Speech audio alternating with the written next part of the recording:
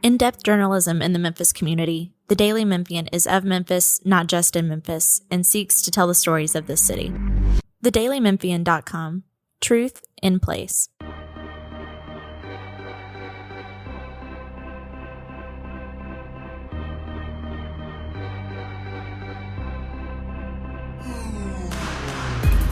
Sound the alarms and welcome back to another edition of the Daily Memphian's Memphis Grizzlies podcast. This is Drew Hill, joined as always by Chris Herrington to discuss the biggest Grizzlies trade in quite a while. I actually was thinking about it a minute ago, Chris. Well, at least since last summer. Well, that's what I was saying. What's bigger? The Grizzlies trading Jaren Jackson Jr. to the Utah Jazz as they did today, or the trade of Desmond Bane to the Orlando Magic last summer? I don't know. We can talk about it. There's a lot to get into. We can talk about what this means for the future. I think this is a pretty clear signal in terms of what the path is going to be now for the Memphis Grizzlies moving forward. But there is a lot to discuss. Jitty no longer lives. I mean, he's alive, right? He's good. But you know, the Jitty Lives moniker is over. It's done. He had survived many a transaction period over the last few years, and kept skating by through the transaction periods. It is over. This was a trade with a lot of collateral damage. Something I had noted right about the potential John Morant trade. It's like somebody else is going to be going out, and in this case, it was Jaren trade and three others went out, and the trade was not about those players, but they go out in it. Kafka never went away, I feel like, but it is now back to peak form temporarily. At least we'll see what happens with Kyle Anderson on the roster. But it's just fun, like the fun podcast stuff that we've talked about. The jokes. You try to laugh in times like this because it may be a rough couple of months here for the Grizzlies to finish out the season. We should talk trade, though. We filibustered enough. The Grizzlies make a deal. They send Jaren Jackson Jr. to the Utah Jazz. We had talked about whether or not the team would consider trading Jaren. We got the answer to that. He heads out as well as the Bug, Vince Williams Jr., Jock Landale, and John Conchar, as we mentioned, coming back for the Memphis Grizzlies. Walter Clayton Jr., Kyle Anderson, Slow-Mo, Taylor Hendricks, and Georges Niang, as well as 3 future first-round picks. Those picks are as follows. The most favorable 2027 first-round selection between Utah, Minnesota, and Cleveland. The Lakers 2027 first-round pick, top 4 protected. And an unprotected 2031 Phoenix Suns first-round pick. Let's start here. Initial reaction to the trade. What was it? And now that you've had some time to think about it, what do you make of it, Chris?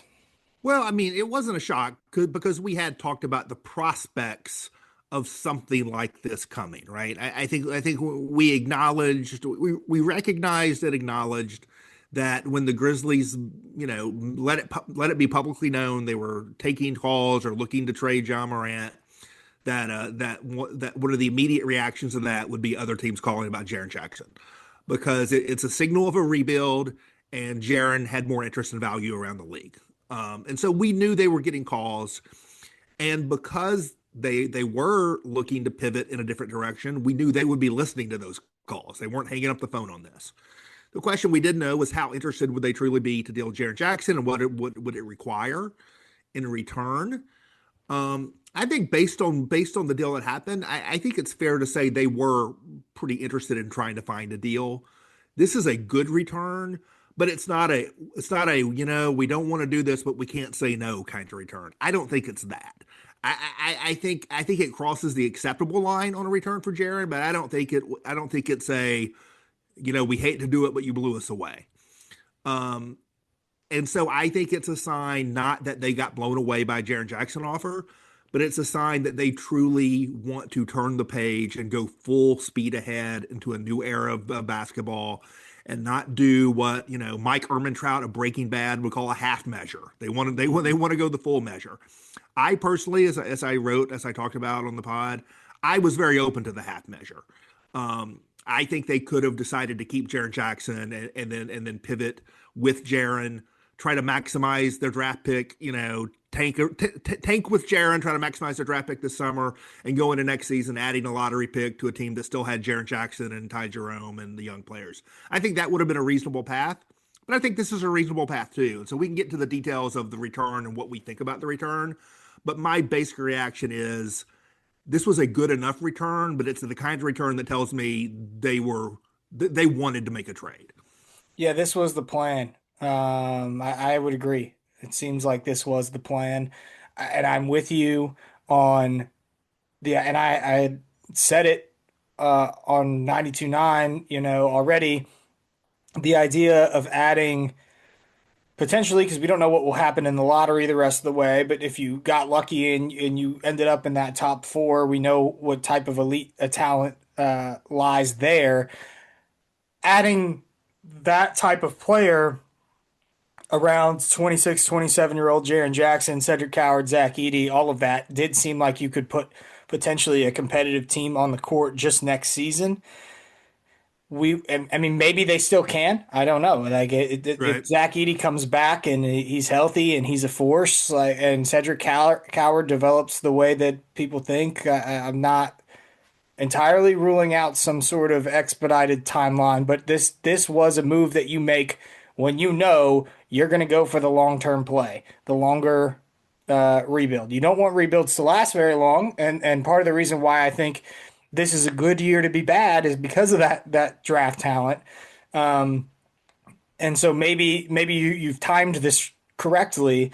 But as you mentioned, there's a lot to get into the Jaren stuff. My initial reaction was, wow, Utah. I didn't. No. That was my initial reaction. I had done the exercise because I think we had enough of a signal that this might be a potential thing that the Grizzlies would consider, and we talked about it on the podcast. But I did not expect Utah to be one of the teams that would be in the mix. To me, this suggests that they're done being bad. Yeah, no. I had done the exercise. I think I had a list of about 5 teams I was thinking about, and Utah was not one of those 5 teams. I mean, they have a somewhat similar player in Lauri Markkanen, and so it's sort of in some ways an odd fit. But, Lauri Markkanen's played a lot of small forward. Jaren's played a lot of center. There's a lot of versatility there. It's an interesting move by Utah. That's for sure. They'll be interesting to watch this season and next. But that is not one of the teams I had gamed out. I had it hasn't run yet because the timing hasn't been right. But I did write a column, and it'll come out eventually. But I wrote a column just about tanking at large in the NBA and what teams have been successful doing it and the history of it and how it may apply to the Grizzlies this season. And I'm not suggesting that the Grizzlies are tanking because, listen, it's been dictated for them if you look at the injury report every single night. Like, this team basically feels like has had no shot from the beginning of the season. It was written on the wall that they're going to be bad. But I do, I did use in the column, if it eventually comes out pretty soon, I'm sure it will. Utah was one of the examples of a bad tanking strategy, right? They had those 2 top 10 picks and they used it on Hendricks and on Cody Williams. And Hendricks is now one of the players coming to Memphis and hasn't accomplished all that much so far in his NBA career.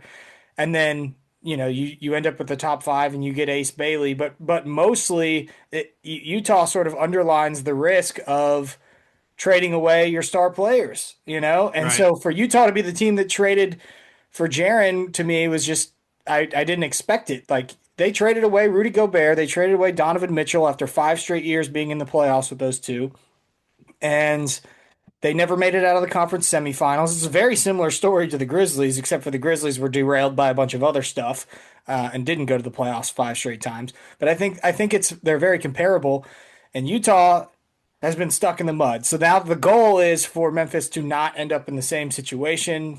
A lot of times in the NBA, you have to get bad to get good, and this was a move that feels like they're trying to get bad to get good. So it'll be fascinating. But I was just really shocked to to see that it was Utah. I was not expecting that. I thought there were maybe other spots that would maybe be potential landing spots for Jaren, but did not even consider them. When you look at It's interesting. It's yeah, interesting, and I alluded to this briefly, but I didn't really get into the parallel. Maybe at some point after the dust settles, I'll write about it a little bit more. Utah is also where Mike Conley got sent. And so Zach Kleiman doing a rebuild trade to accumulate multiple assets, including a large trade exception and a trade with the Utah Jazz. Like, he's been down this road before. by the way, we're recording this at Oh, 7 something yeah. p.m. on Tuesday night. Yeah, there's breaking news. I was letting you cook, but yeah. Yeah, we will we may this podcast obviously won't go out until later tonight. This is not a live thing. But the James Harden for Darius Garland swap just happened. So that's Yeah. interesting. Another bit of breaking news while we've been recording in a more minor way. Grizzlies injury report came out for the game Wednesday night against Sacramento, and they're going to have problems fielding a team because they're only they have the injured guys. They also have the trade pending guys now. But Scottie Pippen is upgraded to doubtful. That's coming a little quicker than I expected. Yeah, that's positive news. And look, we need to spend a minute talking about Jaren, and we need to spend a minute talking more in detail about the trade. But it doesn't appear like the Grizzlies are going to be done here, especially with, the trade exception that they generated and, what lies ahead. We'll see who ends up actually on the roster still. I'm not convinced that all these players that they traded for are going to be Grizzlies this season. So, Right.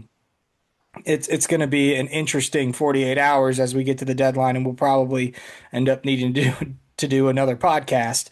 But can we just, before we get to all that, can we backtrack and just talk Jaren for a little bit? Because I think that Yeah. it's probably deserved, right? As I had the chance to sort of think about the trade and what it means and Jaren's stop in Memphis, and eventually I'll get to writing a farewell type of thing like I did for Desmond Bain for Jaren. The first thing I thought about was, you started this deconstruction, as you put it. I think that's how you put it. And the first thing that went was the bridge, right? The bridge from the old era to the new era of the Grizzlies. Jaren was the only player that played with Marc Gasol and Mike Conley. He sort of bridged, that era into this era, or the end of that era, the very tail end of it, and into the next gen Grizzlies, which Dylan Brooks also yeah, played with those guys, but he was already yeah, gone. he's been gone for a while. This was the last standing piece, right? And so there was some symbolic sort of part to it, and then I think what's going to stand out about Jaren's career in Memphis was just that he was really the front man for the organization when it came to anything that had to do with civic duty on top of being a very good basketball player, right? Like he was the player that was on the microphone thanking the fans at the beginning and the end of the season. He was, the guy who was, invested in his own causes, whether that was Girls Inc. or encouraging people to vote. He was vice president of the Players Association. He was just really respected. And one of the things that I take note of is like he was one of the only players in that locker room that called media members by their first name. There was a first name basis there. And Right. that is, I think it goes to show the respect he had for all people. And I think he conducted himself in a first class manner for the organization the entire time. And I want to tell a quick story if you can indulge me. I did those projects on all these players, Ja, Dez, and Jaren, where I like went to their hometowns and dove into their upbringing and all of that and talked to family members and friends and former coaches and all that stuff. And I poured a ton of time into all that. And that was really when I kind of learned why Jaren is who he is, because this is a true story. I went to San Antonio to go to Incarnate Word because Jaren's prep school coach ended up being the head coach at low major Division I Incarnate Word. They didn't really have like a media communication staff there. And I went down there because Jaren's dad was an assistant coach on the team at the time, and I wanted to spend 20 minutes before the Grizzlies played the Spurs talking with Jaren's dad about Jaren's life for this project. And I found it really interesting because I showed up and, like I said, no communication staff. I waited outside of the practice for them to sort of exit afterwards and tracked down Jaren's dad and started talking to him. And instead of just doing 20 minutes on the court of interviews for the piece, he drugged me into the head coach's office, Jaren's former high school coach. And we talked with him, and he encouraged me to talk to him for about 20 minutes. And I spent like no time talking to Jaren Sr., and I was a little surprised, and I was like, man, this is kind of disappointing. Like, I'm not going to get the full interview with Jaren Sr. sort of the way that I wanted. And then when that wrapped up, he said, you know what? The reason that I did that is because I can't spend 20 minutes and tell you everything you should know about my son, like, and how much I love him and what how much I think of him as a person. And so he asked, he was like, you want to go to dinner? I was like, okay, sure, let's go to dinner and talk Jaren. And when he realized that I didn't have a rental car and that I was Ubering, like Jaren's dad was like, well, let me give you a ride. Let me do, like, they were just so hospitable and so like respectful through all of it. And he wanted to make sure everybody got their time, and he wanted to make sure he did the interview justice and like all of that. And like that reflected really well on him. But I think it also gave me a better understanding of why Jaren was, during his time in Memphis, the type of player that he was. He was just like his dad in that way. Um, and so I just think that it's definitely worth a salute to him because, I think he definitely conducted himself, as I said, in a very first class manner during his time here. And I think, there were fans that were frustrated with the rebounding or whatever. That's small potatoes, to be honest with you. I think he had a pretty big impact on this organization and definitely deserves some credit for that. Do you have anything to add there? Well, just the day to dayness of him as a person is something people around the organization, not only in the organization, but around the organization, recognize. And it was apparent to even people on the outside because anytime they needed to hand a player a microphone to have them talk, it was Jaren. That was true in Europe when you were there, and that's not just about his stature. It's not just about his comfort in that situation. It's about him being someone who wants to take ownership and be that kind of person. I'll always remember the playoff series against the Lakers after a loss when, frankly, Dylan Brooks and John Morant just ducked out on media obligations and watching a staffer have to go to Jaren, and it was not his turn to go sit at the podium and say, like, these guys ducked out. Will you do this? And he went and did it. And he and Desmond Bain both like stood up to like take responsibility and do what they had to do, even in a bad situation where some of their teammates had ducked out on it. Jaren was the guy who like people in the organization could rely on to like be professional. I found it notable, and I don't want to. I can't get inside Jaren Jackson Jr.'s head, so don't, I don't know whether anything at all was intended by this. But the last time he spoke before a shoot around, this was recently. I can't remember what game it was, but I was there, and I asked him about his experience early in his career when Marc Gasol and Mike Conley were in the same situation that John Morant's been in. Jaren wasn't in that situation because it wasn't public, but John was in the same situation where, a reporter puts out the tweet, the social media post. For the first time, the Grizzlies are entertaining trade offers for blah, blah, blah. And it played out publicly with Mike Conley and Marc Gasol as it did for John Morant. I asked Jaren about the experience of being in that locker room as a young player and watching those guys go through that. And he said, they were real pros about it. They were real professionals about it. And he brought that, he used that same line again after his last game in Memphis when people asked him about himself in terms of the trade situation, and just said you got to be a professional about it. And whatever you think about his flaws or strengths on the court, for every second he was with the organization, he was always a professional about it in all ways. He was, and this is not a commentary on Ja, but in Europe, that was when Rich Paul had traded Jaren to the Lakers. That was the first time. Right. Yeah. The press conferences could not have been any different in Berlin.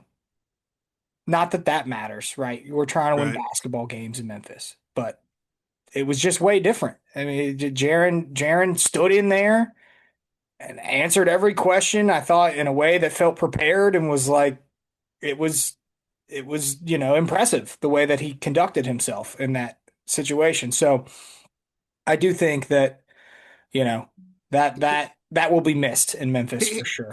He's also to underscore on the court, and I'm doing this off the top of my head, so I might be wrong, but I think I'm right. He's one of, I think, four Grizzlies ever to make two All-Star teams as a Memphis Grizzly, along with John Morant, Marc Gasol, and Zach Randolph. And he's one of only five Grizzlies to ever win one of the league's major awards. Defensive Player of the Year, along with John Morant, won Rookie of the Year and Most Improved. Marc Gasol won Defensive Player of the Year. Pau Gasol won Rookie of the Year. Mike Miller won Sixth Man. You know, these are things that not many players accomplish, right? And so he's in the inner rank of Grizzlies players historically and what he's accomplished on the floor. Okay, let's talk trade. Do you think that the draft, of those picks that we Yeah, talked about, there's next year 2027 first, with Minnesota, Cleveland, and Utah. right. There's the Lakers protected top four, and then there's the Phoenix 2030 first unprotected. Is that I think the Phoenix one is the prized pick, right? Because Yeah, I it's so mean, far out in the future, you don't know what's going to happen. yeah, I think there's variability on all three, and so it's sort of hard to know where they're going to land. But I think if you had to pick one of them, you only get one. You know, which one do you want? The 2031 unprotected Phoenix pick is the one you would pick. Yeah. Let's get into some more of the details, but first let's take a break for a message from our sponsor. Want to make a big impact without getting lost in a big system? Join Youth Villages to be a force for families while becoming part of one. Help make positive changes on a national scale, one community at a time. It takes a family to transform lives. Start with yours. Apply now at youthvillages.org/careers. So they generate a trade exception here. The Yeah. largest in NBA history. What is it? 28 million, I think. 28.8, although Boston today generated one that's 27.7. So, That's quite a big one too. right. Why don't you explain to folks what that is and what the Grizzlies can now do with it moving forward? Why it is of value? So a trade exception is basically like a salary slot, and you are allowed to take players into that salary slot, provided their salary, is less than the amount that fits into the slot. You can't sign a free agent into it, but you can take a player via trade into it. You could also split it up. You could use it, you can use it in bits and pieces too. But you have access to that for a full calendar year from when you acquire it. So 1 year from today. So the Grizzlies could take that trade exception not only through this trade deadline, they could take it through next summer, and they could take it into next season, and almost, not all the way through, but almost up to next season's trade deadline. So they have a lot of opportunities to use it. Trade exceptions are common and they get created all the time, and most of the time they don't get used, right? The Grizzlies have created many trade exceptions over the years that never get used. So it's no guarantee of anything. But one that big that you have for that long, I think they are going to be actively looking for a way to use it to create more value to their team. And I'll give you an example in Grizzlies history of one way this could work. I referenced earlier that the Mike Conley trade to Utah to start a rebuild the last time around, which was also a Zach Kleiman trade. That was the first big trade that was technically done by a Zach Kleiman led front office. Was the Mike Conley trade to Utah. They got all kinds of stuff, players and draft picks, blah, blah, blah. But they also created a trade exception when they did that trade. And they used that trade exception pretty much immediately to take the contract of Andre Iguodala from the Golden State Warriors, who were trying to make a trade. They needed to clear salary to make a trade. They were desperate to clear salary. So the Grizzlies took the Andre Iguodala contract into that trade exception, and the Warriors gave them a future first-round pick to do so. It would not surprise me at all if something similar to that happened in the next couple of days for the Grizzlies with this trade exception, which could add to what they actually got back in that trade. They created a trade exception actually when Dillon Brooks went to Houston. People think about that as free agency, but technically that was a trade. and they created again a trade exception, and they used that to take on some contracts people don't remember. A guy named Isaiah Todd or whatever, and they got a draft pick swap out of that. So I think the Grizzlies have been very attentive during the Zach Kleiman era to trying to work the margins on this little stuff like that. In this case, the little stuff is pretty big, 28.8 million trade exception. So I think they will be actively looking for a way to use that. In theory, you could use that to get a player you want to play basketball for you. But I think the most likely scenario is they would use that to take on a contract another team's trying to get rid of and then to get another first round pick for it. So, who knows? Maybe these 3 first round picks they got in this trade could turn into 4 in a couple of days. That's very possible. Yeah.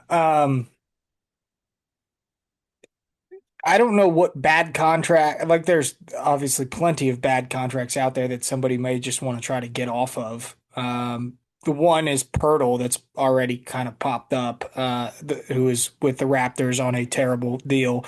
The Grizzlies now have the trade exception where they could take a player like that in. It can also be used to facilitate, like if Giannis gets traded, right? You could try to jump in as a third team and help, some team that doesn't have the space for him clear the Right. space, and therefore maybe you end up with a future draft asset as well. So there's lots of things that they could do with that. It is notable and it's big enough to where I think, the hope is that they use it. But again, they don't have to use it right now. What other aspects of this trade do we need to discuss? I mean, we're going to have a year and a half at least to talk rebuild. So The picks, I mean, I saw someone say, what do I care about a pick in 2031 or whatever? The 2 picks are in 2027. At the moment, a lot of people think that's going to be a bad draft. Now, that when you're projecting drafts to the future, that can change. So we'll see when we get there. But I feel like the Grizzlies, after doing this trade, have now 12. I've seen some people say 13. That someone did math wrong, and then people kept repeating it on social media. It's not 13. They have 12 first round picks in the next 7 years going forward. And I think at some point some of those picks are going to be used for the same way the Grizzlies used one of them last year, which was to move up in the draft. So I would keep a lookout on this summer. They're already going to have 3 picks in the draft, as it currently stands, their own, and then the one that's probably Orlando or Phoenix, and then the second rounder from Indiana. And so it wouldn't surprise me if they tried to use one or more of these future picks as trade incentive to move up in this draft. And so I think they have a history of targeting players in the draft and trying to go get the players they want. And so some of these excess draft picks, I think they're going to try to use for that purpose, right? It's not like always who you're going to draft with it, or are you going to trade for a veteran. I think they're going to use it to try to maneuver in the draft to try to, take swings on guys they want. yeah. So the draft aspect is one thing, right? One note I'll add on that. I know that the 2027 draft is like iffy, but I've thought about it a little bit.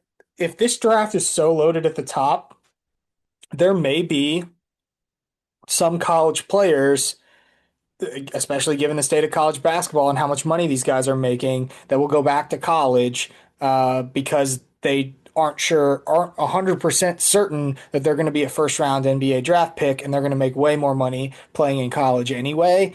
So given the state of college basketball, I think that the draft and who's going to be in it is a little bit more volatile than it was in the past. And so I do think there's a chance that some good players still end up in next year's draft that you think may go in this year's draft.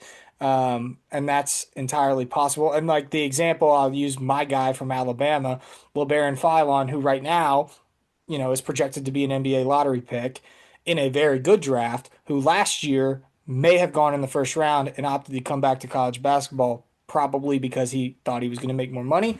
So you may have some of those scenarios and you have 3 bites at the apple next year. So I think that there's still potential for, to find good players in a draft that may not be considered quite as strong. So that is also something I would just point out. Obviously, the other thing people want to know is what's this mean for Ja? Yeah, I mean, there's also players that came back. We can talk about them or not, how important they are. As far as the job part, I mean, I just don't think anything has changed. I mean, the reporting is that Ja's available, and this is our reporting too, by the way, but Ja's available, right? And so I think they're still talking. No one's decided not to trade John Morant. The deadline is 2 p.m. on Thursday. As we discussed, I think last week, there's no incentive to do a deal until you get closer to the deadline, unless you're enthusiastic about the deal that's being offered to you. They pulled the trigger on a Jaren deal because it reached a certain level that they felt good about it. If you don't feel actively good about a Morant deal now, there's no reason not to wait until the deadline and see if, those offers don't get a little bit better. So I continue to think it'll be midday Thursday would be my guess before we know one way or the other whether Morant gets dealt. And I don't know whether he will or not. I predicted in the column I wrote that he would, and I would lean that way, but it's only a lean. Yeah, I'm with you on everything you said. And I also noted that in a previous jaw column that I thought it was likely that this would go all the way to the end of the trade deadline. I still think that is likely now. I still think the Grizzlies are in the same position. Look, if they're trading Jaren Jackson Jr., they're going for full rebuild. So it feels like that's coming, whether it's going to be now or in the summer. I would just say, like, if we were to underline sort of the risks of keeping Ja beyond the deadline, I think number one is, like, if he does get back on the court and he gets hurt again with a more serious injury, we're talking about neutral value now. It goes to negative value at that point, potentially. So I think there's some risk if you are indeed if you've already decided we're moving on here. There's some risk with that, and then it's Ja. We've had lots of drama, right? So you don't know. I just think the Jaren trade in some ways would make it more uncomfortable to bring him back, because if within the last year, this used to be a John Morant, Desmond Bane, Jaren Jackson Jr. team, and within the last year, you've traded Desmond Bane, you got back 4 first-round picks and a swap. You traded Jaren Jackson, you get back 3 first-round picks and 2 young players who are recent first-round picks, including one who was a first-round pick, 18th pick in the draft just a few months ago. So if you want to say that qualifies as a first-round pick, you could make that claim on Walter Clayton Jr. Maybe less so Taylor Hendricks, but Walter Clayton Jr., if you want to say that's the equivalent of a first-round pick, you could make that claim. And John Morant knows, because the whole world knows, that they're trying to trade him. And if they don't trade him, it won't be because they decided not to, they didn't want to. It'll be because they didn't like the offers. And I got to think that's just an awkward situation to come back to.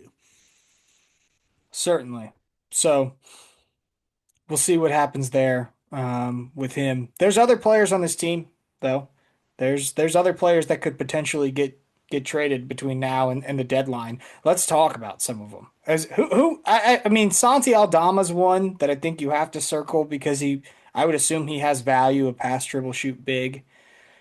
If you're going, he does fit the timeline. He's still young if you wanted to do a rebuild. So, although now you've gone even younger since Jaren's not on the roster anymore. And then Ty Jerome's looked awfully good in these last 2 games. No, Ty Jerome's who I wonder about. And I'm sort of going, I've been on a little personal journey on the Ty Jerome thing, because I wrote like 4 days ago about how, he's coming back just in time to showcase himself before the deadline. It could make sense to trade Ty Jerome, as part of this rebuild. And then I really changed my tune on that. And I thought, he's coming off the calf injury. He's still on a minutes limit. I don't know if teams are going to give you full value if there's concern about how much they can use him in this playoff race.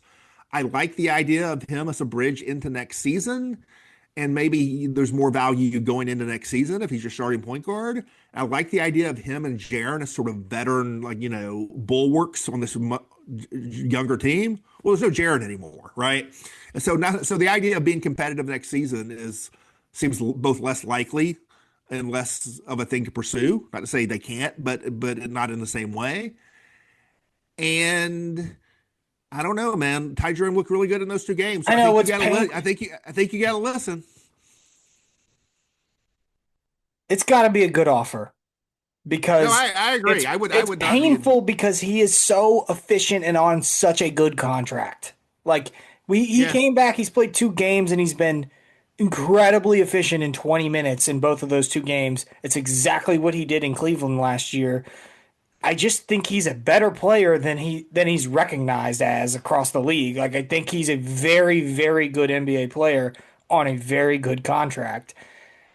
So I just hope that the offer's a good one if you're going to do that because Yeah, I think very highly of his game. I agree. I wouldn't be enthusiastic about trying to deal him right now. I think there's more value to be had waiting on that.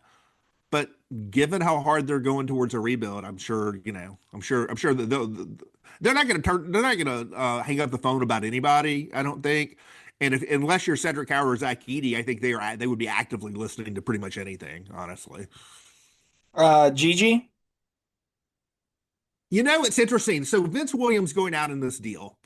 One of the things I didn't like about the Jaren deal is I actually value Vince Williams more than I value the two prospects who came back in Taylor Hendricks and Walter Clayton. I know they were first round picks and Vince Williams was a second round pick.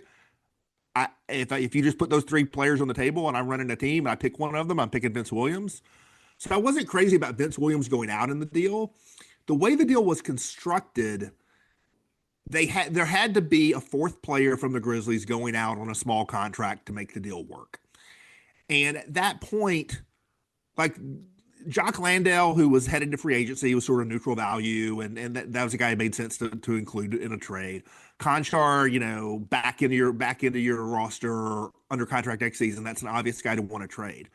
Once you get those two guys in the deal, there's no fourth player you can put in that trade who you wouldn't prefer to keep, right? And so your choices are Vince Williams, Scottie Pippen, Gigi Jackson, to your point, Jalen Wells, Cam Spencer. If you have to put one of those players in that trade to make that trade work, I guess Vince was the right choice there. I think he might be better than Gigi right now. He doesn't score more, but I think he just might be better. But is he going to be better next year and the year after and the year who do you after think that? has more value though between those two? If you polled Well, GMs, that's another point. It may be that Gigi, even if you wanted to trade Gigi, you wouldn't want to have him just thrown in to make a deal work, right? Either you're not going to move him at all, or you're going to want to trade him sort of on his own for value coming back, not just as a guy who makes the contracts work. And so I think reluctantly they probably made the right decision if they had to put a player in that trade, and those are the pool of players you have to put in that trade. I think Gigi has really shown a lot lately. I don't know where it's going to go, but I think there's been real growth from him in terms of restricting his offensive game and focusing more on really elevating. He's not playing with the ball as much. He's shooting a three or he's going to the rim, man. And the defense I don't think has been good, but I think has been better. And he's still the youngest guy on the roster, and so we'll see. okay. Last couple things on the trade before we get out of here, and I just want to help clarify things for people. One is I know we already talked to Ja a little bit, but do the other players going out in the deal not with Jaren, does it make it harder, you think, in salary matching stuff? Does it limit your Ja options anymore? I think. Well, the one issue there is if there's a Ja trade, Ja's salary is big enough. It's a similar situation, right? So his salary is big enough that to match salary, it may require multiple players coming back, which may require multiple players going out. And you're at the point, just like I said with Vince Williams, where the players that you don't mind going out were Jock Landale and John Conchar, and now they've gone out. Right. The other one you might not mind going out because of the injury situation and the contract is Brandon Clark, but that's sort of too big of a salary to be a throw in. One thing that I think is possible now that wasn't before is you can just free up a roster spot because of the Kyle Anderson and the George Niang thing. So they're going to have to process those guys onto the roster to complete the trade. But at that point, if you're trading John Morant, you have to bring two players back. Now you got one of those guys you could waive and cut and free up the roster spot instead of having to force yourself to, put Gigi Jackson in a trade or put Cam Spencer in a trade. I think you're at the point now where there's none of those guys you don't want to throw them into a John Morant trade just to make a trade work. Right. I'm glad you clarified that because I think, there are some people that may wonder, oh, wait, the Grizzlies just got George's Niang expiring contract. Can we attach that to Ja now? Like, can we do that? And No, there's restrictions on that. Can't do that, but you can waive one of those players. You have to pay them. you could wait for one of those players to open a roster spot, and so you could trade Ja Morant for 2 players, and that could be a legal trade because you have to have a roster spot to bring players into. But now you have a mechanism to clear a roster spot or 2 without having to, get to part ways with a player that you want on your team. So there is that. I don't know how this just occurred to me. How did Saric go from the Kings to the Bulls and now out again? How did that happen? Was it a multi-team thing? Did they wait on it? It may be that the first trade had been announced but not processed, right? And now you back up and you do, like this happens all the time during the summer, where lots of trades get announced, but then they get strung together through paperwork to make them legal. So I don't know whether that first trade ever got fully processed or not.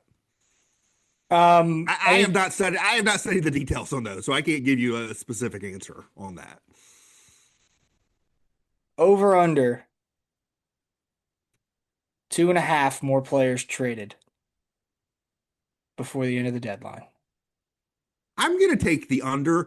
So after a game recently, I can remember whether did you ask this question or it was me? I set the line at 3.5. Before media, and I took the over. Boom! Pay me my money. Yep, the over hit big time. Over 3.5. We had 4 players in one trade, but I'm saying 2.5 from here on out. I'm taking the under now.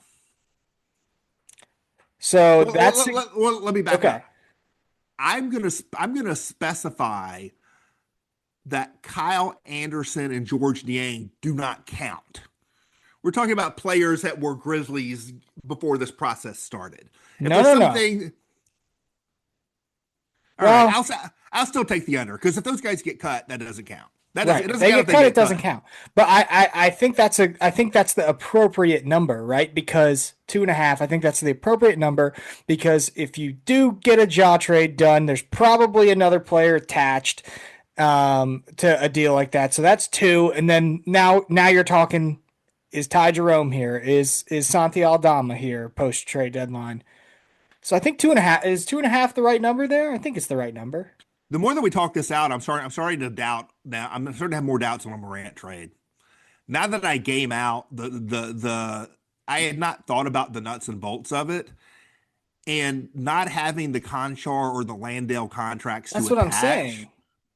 I just don't think they're going to do a Morant deal that brings back little value and that forces them to part ways with Cam Spencer or Jalen Wells or Gigi Jackson or somebody like that. Maybe they will, but I don't think they would do that. Well, now essentially, who are the contracts that could still be attached here? It would be Gigi, it would be Cam, it could be Wells, which Scottie Pippen, so little Scottie Pippen. Yeah, it's hard. It's difficult. No, these are good players on good contracts. So is Vince Williams, by the way. Which is why I didn't like seeing him go out in that trade. So I'm not sure. As I said, I do think there is some risk if you've already decided you're trading Ja for him coming back and playing in games this season, because if he gets hurt, that would be bad news. But I do think after this, I do lean a little bit more closely towards he could be with the team past the trade deadline into the summer. So we'll see what happens. It may be an uncomfortable situation. Anything else before we get out of here, Chris? We've made it to the end of the recording. We have not made it to the publication yet, but we've made it to the end of the recording without a Grizzlies-related trade happening. So let's get out of here while we can. Okay, let's do it. We may be back post-trade deadline. We'll see what happens with Ja. We'll see what happens the rest of this week across the NBA. And we did have one major trade, middle pod. It was Darius Garland and James Harden swap, but nothing that involved the Grizzlies. So we may talk to you next week. We may talk to you later this week. We will find out. But for Drew and for Chris, we're out of here.